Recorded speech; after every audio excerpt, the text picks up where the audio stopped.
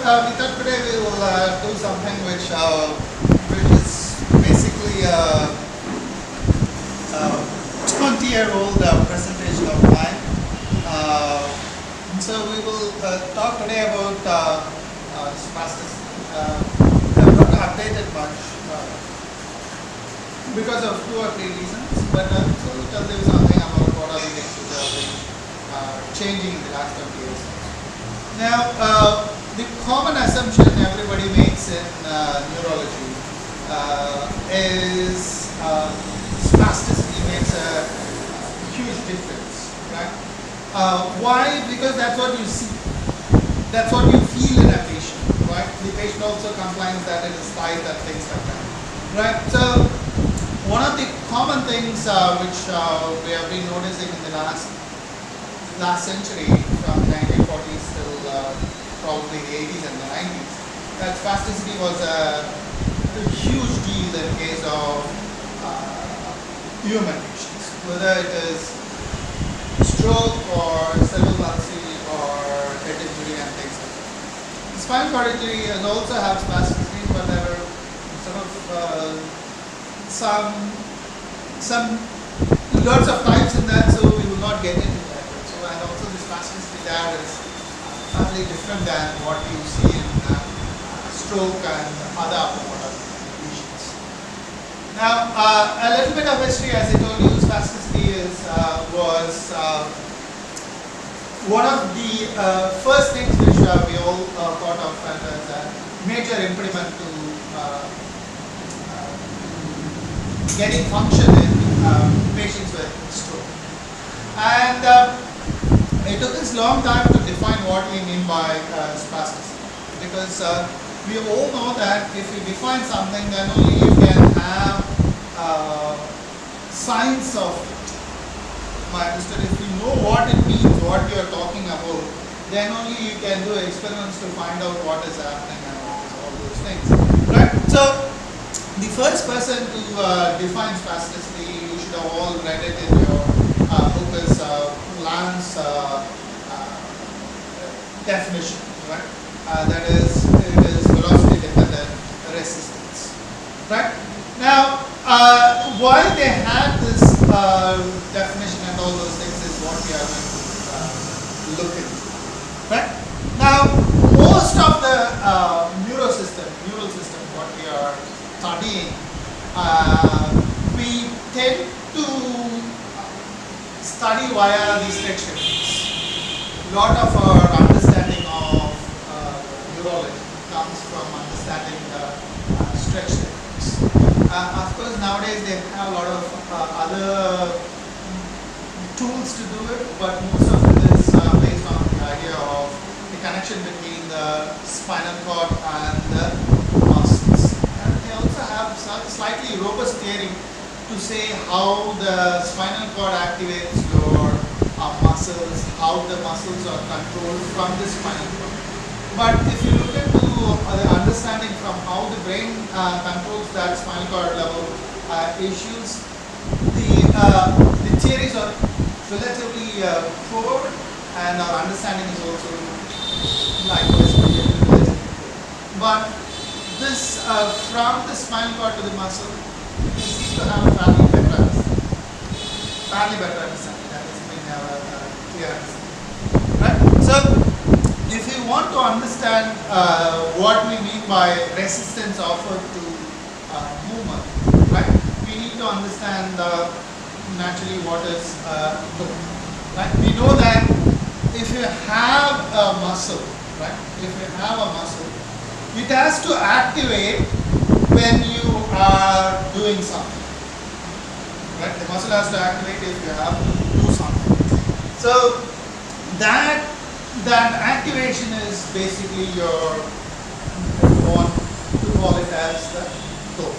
But if I have to do something, then the muscle has to contract or relax. So that is basically what should happen. Now, again, defining tone is very difficult because of 2 or 3 things.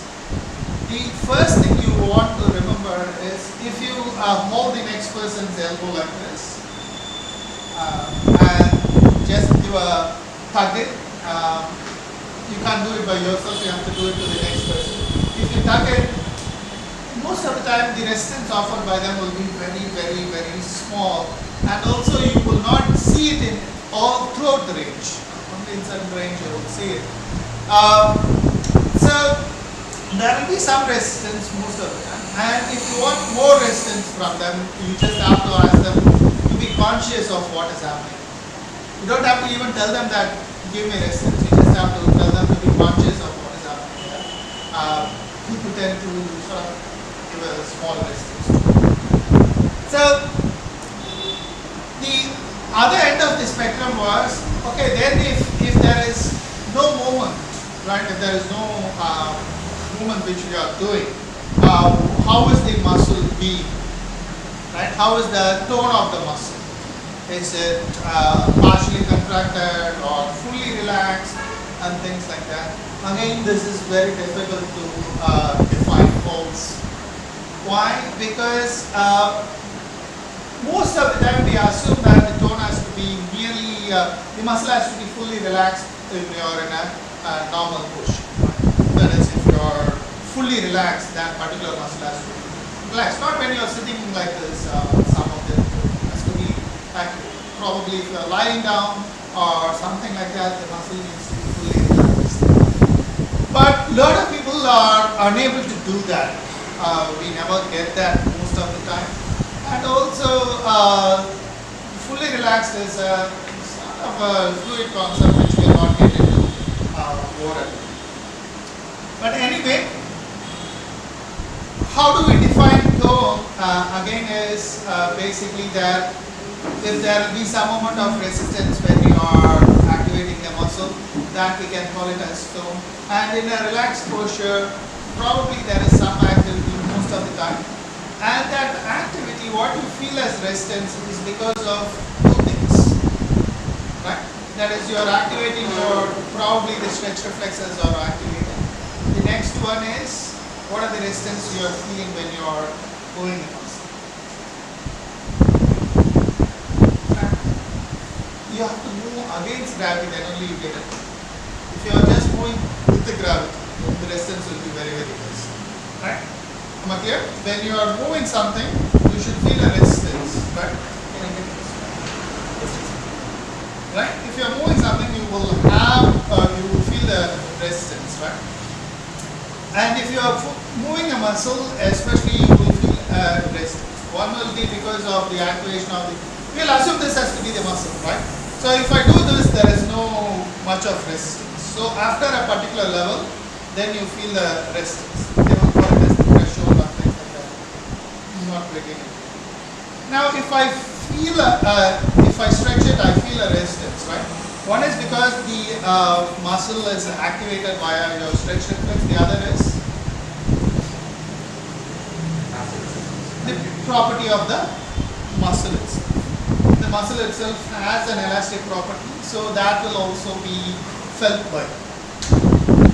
Okay? Why this is important, we'll see when we are talking about spasticity. Now, one of the truly anti-gravity muscle, if you will, is your, what muscle is the truly anti-gravity muscle? 99% of the time it works.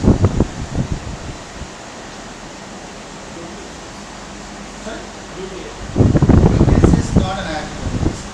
When you're sitting, what's the point of gluteus?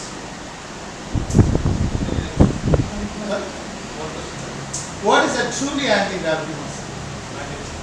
Your vestiges, right? They have to be closed orbita, right? That's why when you are sleeping, especially in a bus, you tend to go open your mouth and you start drooling. If you are truly sleeping, especially when you die.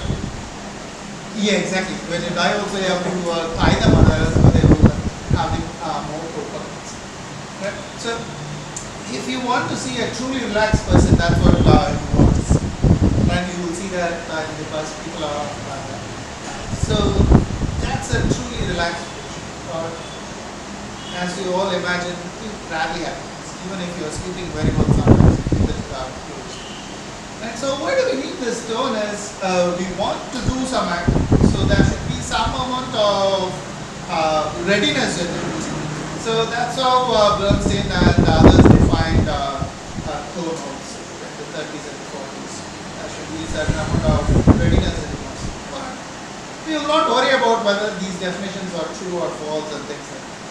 For our understanding clinically, we need to understand that there is a resistance felt by the muscle when you are moving. And that resistance is because of the stretch reflex, the activation of the nervous system. The other one is the stretching of your muscle itself, the properties. You know that the muscle has a elastic property. So that also is because of that. Now, we need to know how this is controlled. We will again have a very rudimentary discussion, not going into lots of details of it. Now, we know that muscle has innervation. The muscle has to be innervated. Then only the brain can tell the muscle to contract or relax. Now, we know that the muscles have two types of fibers, right? I'm not talking about the types of muscle fibers, but in any muscle. The intrafusor fibers and the extrafusor. So that is, if I want to do something to this, somebody has to tell it to either contract or stretch. Right? So this is from the nerve from your anterior horn cells. It has to go and tell the muscle to go and contract or go and stretch. Right? So when I contract like this, the muscle is getting smaller. Somebody has to tell me that the muscle is getting smaller. I have to be aware that muscle is getting smaller or longer. So when I am getting smaller or longer, there are other smaller fibers, or there are fibers which are inside the muscle fibers, what we call as the intrafusor. They also have to contract and relax. Am I understood? So they have their own nervous system, nerve connection between the spinal cord and the muscle. What we call as the gamma system. Am I understood? So the alpha motors will contract the muscle, and the gamma motors will either contract or relax your intrafusor. Why? Because if I am like this, and if my muscle is going smaller, right? So we will assume that the muscle is like this, right? And I have gone smaller like this. From this portion, I have gone smaller like this. Then also your intrafusor fibers should be able to stretch and relax. That is, they should be sensitive to change in the length and tension. Understood? You can sense only length and tension from the muscle and tell your muscle what is the changes in that. For that, the length has to change. For that, what has to happen is, when the muscle is going shorter, right, your Golgi tendon, your intrafusor fibers cannot be like this. They also have to contract, and they have to also be taut like this. Then only if you know that if you are getting more contraction or more relaxation, that will be understood by your the gamma system. Am I understood? So there should be a coordinated activity of your alpha system and your gamma system for you to contract a muscle and relax the muscle. Okay? And this is the same system. When a system is contracting and relaxing, there will be other things which are also influencing on that. That is your alpha motors and the other cells which are also influencing that. We call that as the interneurons. Interneurons or other neurons in your spine. Right? One of the common things we learn about the interneurons is, if I am contracting this muscle, that is, if I am contracting your alpha motor neuron, your biceps, what should happen to our triceps? They have to be relaxed. That is, one is contracting, another one has to be inhibited. Am I understood? Again, for that inhibition, you will have a group of cells which inhibits this muscles. Right? That's what they call it as probably the Renshaw system. Right? So when your alpha motors are contracting a muscle, The gamma motors are also changing in the length also, making a change in the intrafusal muscle length also is changed. There should be an information from the muscle to back to your spine to tell you that whether the muscle is contracted or relaxed. What is the change in the length and the tension? Tension is probably from your Golgi tendon organs, and the length is probably from your intrafusal. They also have sort of, they know, they are not, specificity is not there. Sometimes it may also be changing according to the task and things like that, but that's the basic idea. So these muscles are, the spinal cord is told that there is a contraction of a particular muscle, and they tend to go and tell the spinal cord neurons that something is contracting, so somebody has to be inhibited. I understand. If this is telling that this is contracting, if there is going information going here, they have to relax the tricep. So the other muscles has to be inhibited. So there is a sort of a lot of activity happening in your the spinal cord level. There is a lot of activation and inhibition. They are never just activation or never just inhibition. Right? This is what I mean by the Golgi tendon co-activation, right? Alpha and gamma co-activation. When you contract, this also has to change in the length, right? Otherwise, it will not be sensitive enough to stretch or contraction. Okay? So you do say that it has to get smaller. So there should be a co-activation of the alpha and gamma system. And also remember the other system, that is your ventral system, it has to inhibit the antagonist, right? Now, as I told you, this is just at the spinal level, right? Most of all our muscle activation is through the change in the alpha motor and gamma motor system. Whatever tone you are changing or whatever activity you are changing is because of these co-activation of the alpha and gamma system. Now remember, the alpha and gamma system cannot work by itself. They have to be controlled by your what we call as the higher neurons, right? From the cortex, from the basal ganglia, from the brainstem, from the cerebrum. Am I understood? Remember again, never think that cortex is the most important or the brainstem is. It's all important. They all work together to produce this voluntary activity. So this is what we mean by the lower level. We have the stretch reflex, that is a muscle is activated and they know that the muscle is activated. So that loop we know is the stretch reflex. How do we test that? We test it by stretching the muscle. If you stretch the muscle, then the muscle will try to contract. That's what we call test. You can also test your monosynaptic reflex. What we mean by monosynaptic reflex is there is only one synapse. What it means is, if there is less synapse, the latency will be less.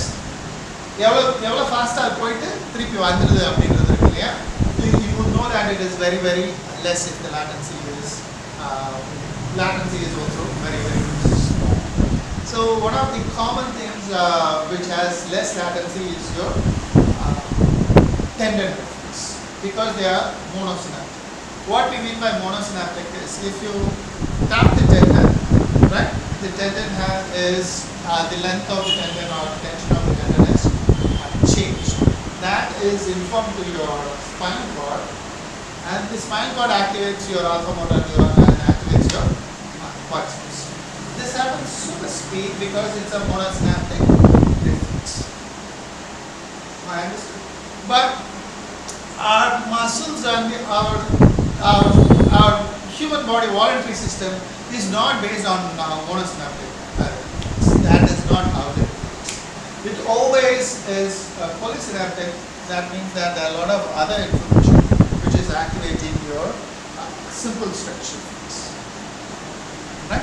So there are a lot of neurons from your motor cortex, which come from your three major areas: your supplementary cortex, premotor cortex, and motor cortex. They call it as M1 and M2 and M3. Right? From that, the tracks come and join your anterior muscles and other cells in your spine. Right? So that is your major system. That is your cortical spinal cortex. Right? And you'll also have activation from the most of the time the premotor cortex does not directly activate this. The premotor cortex and things like that, they may activate other systems in your spinal column, your brainstem, and they activate your anterior muscles and other systems in your spine. There are two other systems which are, remember, these are inhibitory and these are excitatory. Right? We will understand why we will know, we need to understand it. There are two facilitatory systems, right? One is your systems from the reticular formation. You know that there is a huge neurons which are distributed in your brainstem, in your pons, medulla, and probably up to the brain, not into the brain. So that system activates your, activates your structure. Again, they don't stop here. They are in turn activated from your cerebellum. Right?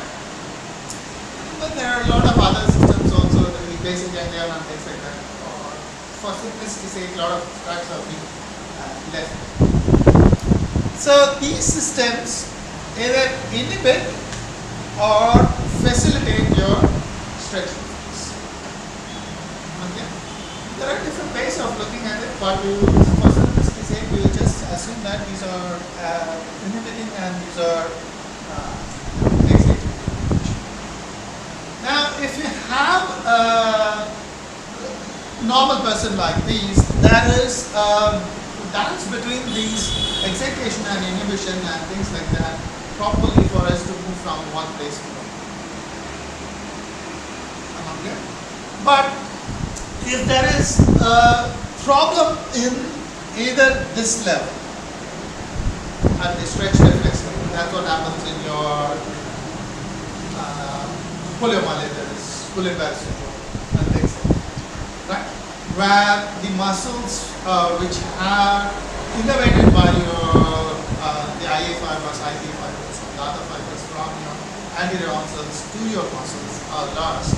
So your muscles cannot be activated. If your muscles cannot be activated, they tend to lose their tone or their ability to contract and relax. Okay, so that's why you get sort of hypotonia if you have elementation. Clear? Because the stretch reflex is not cannot be complete. Now, beyond this, we have to assume they are all upper motor lesions, right? This is why you get affliction here in spinal cord level lesions. You get spastic spinal cord lesions. Anyway, so in case of stroke, most of the time, there is a problem in this area. Remember, there may also be affection here also, affliction here also, but most of the tracts which are affected are this one. Right? So what is lost? Inhibition is lost, so there is so much of facilitation. Probably that's one of the reasons for spasticity. Okay, so a more better way to put it is there is a loss of the synchronicity between excitation and inhibition. and most of the time there seems to be an increase in excitation, right? And that's what we get it as spasticity. Okay.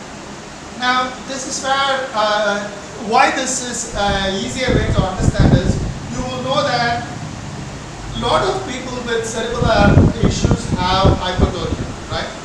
Even though it is an upper motor lesion, they have hypotonia. Why? Because the facilitation is cut off, so there is so much of inhibition. So you get a sort of a hypotonic muscles. Am I clear? Right? So this is the simplest way to understand how spasticity happens. Even though this is there is far more complexity, this how the tone seems to be it's easy to understand for us modes. Right? You don't need to know a lot of physiology in this. You have very little value in that for clinical purpose. So if you want to understand better, you need to understand it. So mostly this part is where is connected to this. So if you have any issues in your anterior lobe, probably you will have this excitation is cut off. So how do I've also already put up all the things which we have tried to understand. So we think that there are three major theoretical ideas of how this is happening. One is there is a stretch reflex is hyper. What it means is for a small stimulus you get a larger response. Remember when you are pulling the hand like this, the other person's hand like this, the response is fairly smaller. But if you do it in a spastic muscle, you know that the response is fairly large. Right? So that might be one of the reasons for that. And there's another group of people who consider it as a threshold where your tonic reflex is active.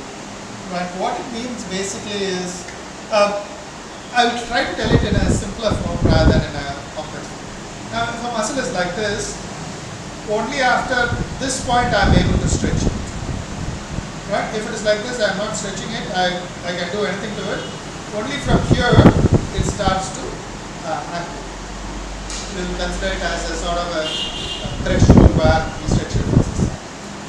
Now, if it is here, there is so much of leeway in a normal muscle. In case of spastic muscle, the threshold will be here, so that there is only a small point to be relaxed. Most of the time, I will be in a sort of stretch mode. But very difficult to assess this using this idea in case of clinical practices. And the most important physiological idea where this makes a lot of problem is in the motor neuron pools in the supraspinal level. That is, in your brain level, there is so much of problems. That's what happens.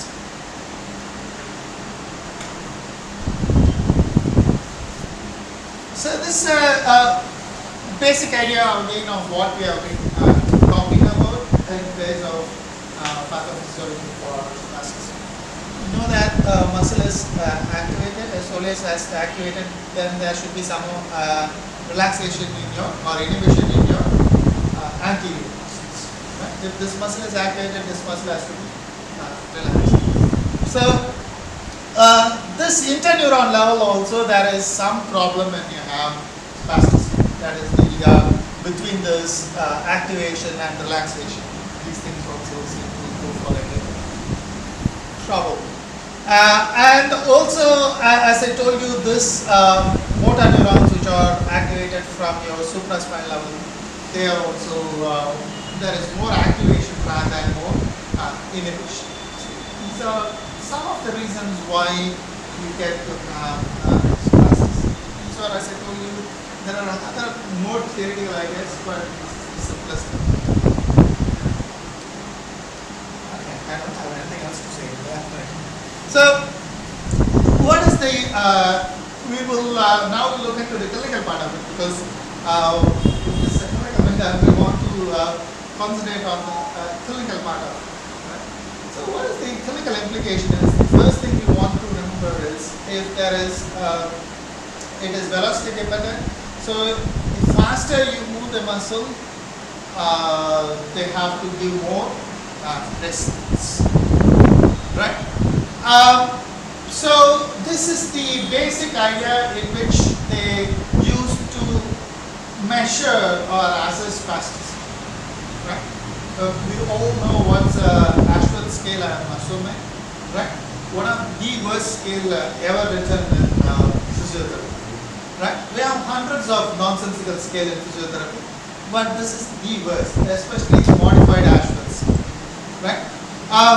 Why? Because the first thing, there was there's a person called as Anand Pandey who wrote extensively on why measurement of spasticity is difficult. Now, if you see any scale, it will say 1, 2, 3, 4, right? Only in Ashworth scale we will have 1 plus. அதுக்கப்புறம் ரெண்டு plus இருக்கா அப்படின்னா கிடையாது. Right? So it means that it was made up hastily without understanding how the scale works. That is the first problem you will see. And the next problem you will see in the most of the problem in the Ashworth scale is, as you know that the faster you move it, the more resistance you will feel. So when you are doing an spasticity assessment, how fast you should move? If you are measuring and you are moving it, say for example, in 1 second, a joint from this angle to this, and he measures in 0.7 seconds. What will be, there will be a huge difference between what you say is spasticity and what you say as spasticity. So that's one of the major things. And also because there is a length tension relation also, sometimes there is a huge difference between what you measure in smaller joints and what you measure in larger joints. That's why they mostly tell you to measure in larger joints, that is your biceps or your biceps. Right? Smaller joints you measure for a difference. But that is a huge problem. The other thing is, I have already told you, or we have already discussed that if there is a resistance, you are feeling it, right? What are the two reasons why you are feeling resistance? One is the hyperactivity of your stretch reflex, the other one is the properties of the muscles. We know that in upper motor neuron lesions, what happens is the muscles becomes tighter. Right? The properties of the muscle itself change. So if you move it, you are not only measuring spasticity via your hyperactivity of your stretch reflex, but you are also feeling the resistance from the change in the muscle properties also. It is never, you can never differentiate between the hyperactivity because of the muscle activation or because of the properties of the muscle. That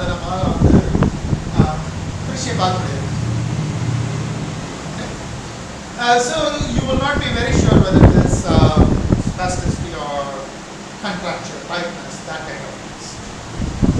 So there was another person who wrote a scale called as the Tardu scale to measure theory degree. There is a difference between resistance as well as resistance from the muscle and resistance from the stretch reflex.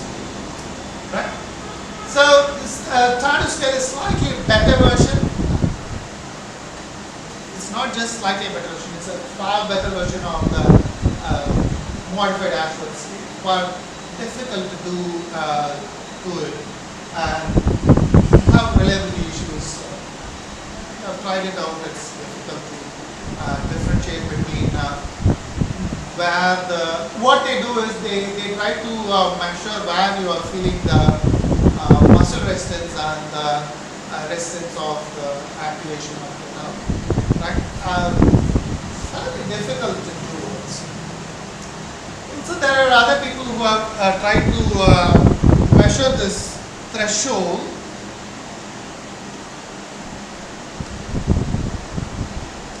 where your tonic reflex is activated, that threshold they can measure. But it needs a fairly expensive machine and things like that. They have right to have a portable machine. That is it. Right? Now, these are the issues with the measurements. But the major issue with spasticity is if you are,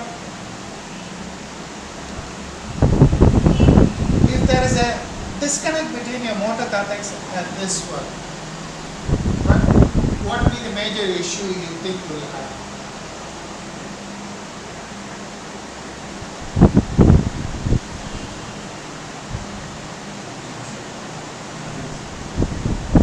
The motor cortex is connected to your anterior nervous system.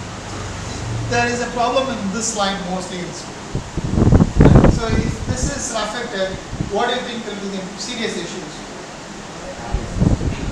Voluntary movements are difficult to do, or weakness is difficult to do, or more in a better way, coordinating between all these things becomes difficult. Right? So what you see is just one part of a bigger puzzle. That is, spasticity is one part of a larger issue. Right? And also remember, until the 90s when I went to college, we never did strengthening or measurement of weakness in human tissue. I'm assuming that's what the same nonsense they teach you still, right? We should not do muscle power testing in human lesion because we think that if you have human lesion there is no weakness as such, right? So this has been there for a long time, and that is one of the reasons which we are not looking at the bigger picture and we are seeing it in a smaller picture. Sorry? Now, most of you should have seen that, right? It's a 15-year-old scooty standard. Puncture my mechanic will laugh at me because there is so much of problem in my mind. That is my next problem, right?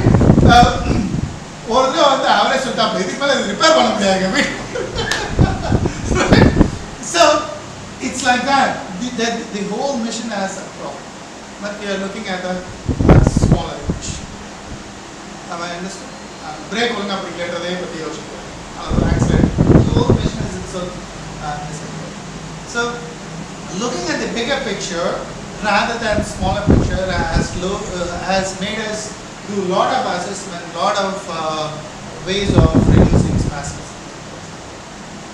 Now, when it comes to management, I know I'm not going in an orderly fashion because this is just snippets of what needs to be understood. When it comes to management of it, again, we are looking into a smaller issue rather than a bigger issue. Even still now, I see a lot of people asking me, how do I reduce spasticity in the flexors and in the quadriceps and things like that, right? That's like, that is one of the reductionist questions you can ask. That is not a way to do it, right? That is how most of the world looks at it. It's changing in the last 10 years, right? As I told you, this is the first thing I taught these things in 2000s, probably 97, 98 when Vasant was people were, you can imagine what people were saying, they thought I was mad. It's not that it is my opinion, this is what science is telling, right? But still we are unable to look beyond that. Why? Because we think that what you see is science. Remember, what you see is not science. It becomes science, right? A lot of people know that we don't see hydrogen or nitrogen in the air which we are breathing, but we know that it is there, not because we see it, but because we know that it is there. You can test it. You can test it again and again. You can test it here. You can test it in Russia. You can test it in Antarctica. It's always there, right? So most of the time don't look into what you see these things as bigger. At the same time, we also see a lot of other things, but we are not focusing on that. What are the common things we see with people with stroke or people with cerebral palsy is people with cerebral palsy, they are not going to school, right? They are here at 10 o'clock in our clinic. That itself is a failure of us. 10 மணிக்கு அந்த குழந்தை எங்க இருக்கணும் அப்படின்னா ஸ்கூல்ல இருக்கணும். நாம வந்து பாசிவ் பண்ணிருக்கோம். That means we are not looking at the big picture. I'm not talking about children who are 1 or 2. I'm talking children who are 7, 8, 9 years old, 10 years old, or 10 years at 10 o'clock in my clinic. That means that it's a failure. Because what's the bigger picture? The boy will grow at 18, 19. What is he going to do? Who is going to feed him after the mother and father are dead? How is he going to live? That is the bigger picture, but we don't see that. Why we don't see that? That is how our human beings are. We can never see the bigger picture. Okay? That is how all your life will be. If you can't see your bigger picture, we all think that whoever is now our best friend will come up to us, right? Whoever we are married, they will come up to your table. That kind of funny things we tend to think, right? So, likewise, in case of stroke, the bigger picture is walking. The bigger picture is going to a movie. Bigger picture is going back to his office. Okay? Bigger picture is able to use the hand. It is not spasticity. So, if you look at the bigger picture, you will understand that spasticity is one part. And you need to live with it. Why? Because spasticity cannot be changed by doing something here. Because we are not doing anything here, right? If you are reducing spasticity, you are stretching, right? So what you are doing is something here. These things are still there. Nothing has happened here, right? Even if you give a Botox injection, which is the best treatment for spasticity, what it does is it cuts this. Again, it does not change any of these things. It just cuts this part. Right? We know that it just kills the nerves, right? So it just kills this, and it makes you similar to poliomyelitis kind of thing. Right? Now we know that you can give all sorts of Botox. Nothing happens to the child or to the adult.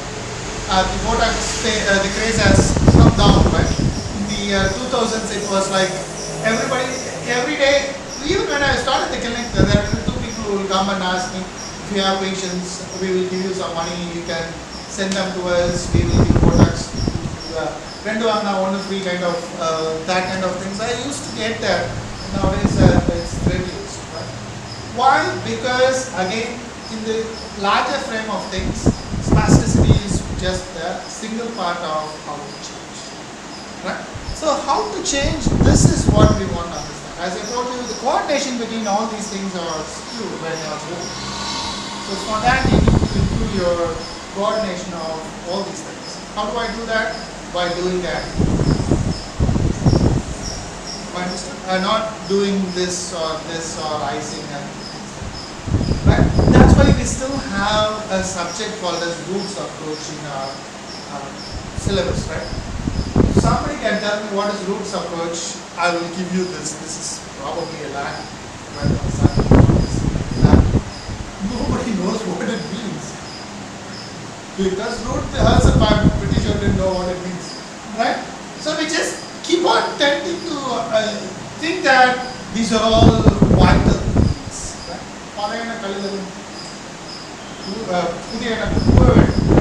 We are not allowing it to happen because we keep on tending to think that what you see is what is in fact.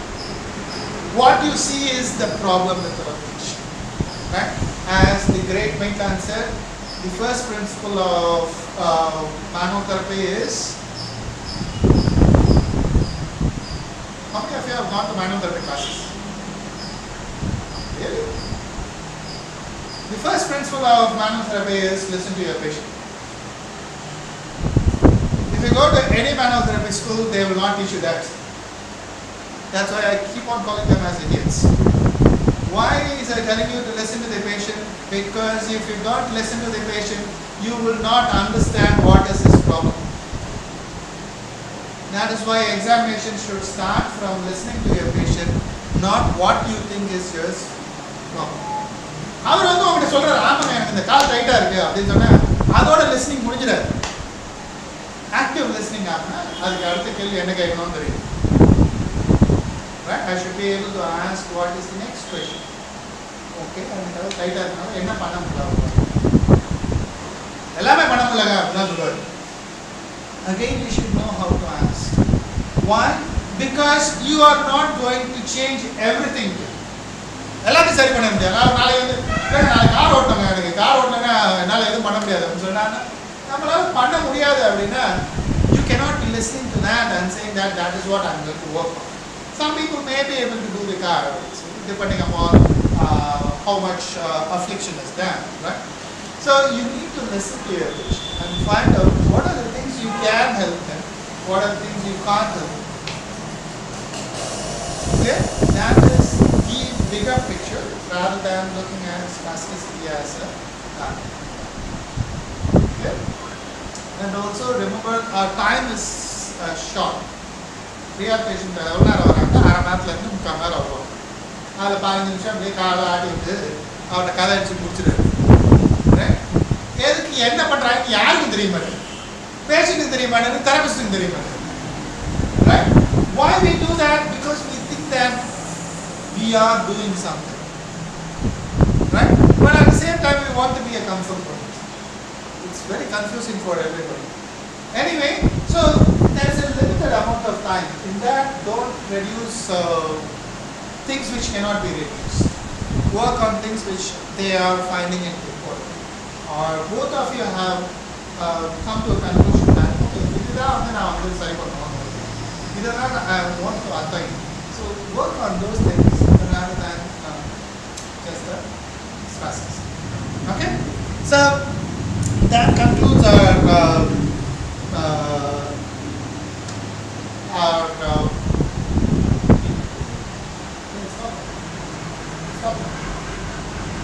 that concludes our discussion, or we're going to have it as teaching on spasticity. If you have any questions, we will discuss those things.